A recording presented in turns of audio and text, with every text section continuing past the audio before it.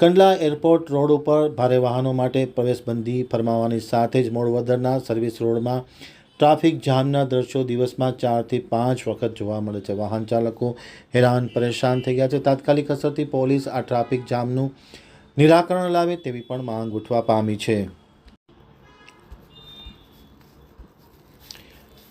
હવે જોઈએ અંજાર આમતક ન્યૂઝ બ્યુરોનો એક વિસ્તૃત અહેવાલ।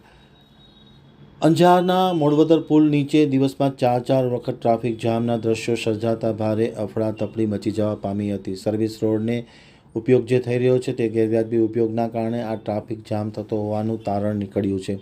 કંડલા એરપોર્ટ રોડ પર ભારે વાહનો માટે પ્રવેશબંધી કરવામાં આવ્યા પછી અંજાર મોડવદર કંડલા માર્ગ પર ટ્રાફિક જામના બનાવો રોજિંદા બની ગયા છે। રોજ દિવસમાં 4 થી 5 વખત ટ્રાફિક જામ થતો હોય પરિણામે વાહન ચાલકો અને લોકો હેરાન પરેશાન થઈ ગયા છે। ટ્રાફિકનું નિયમન થાય તે માટેની ખાસ કામગીરી થાય પોલીસ દ્વારા તે ખૂબ જ અનિવાર્ય અને આવશ્યક બની છે।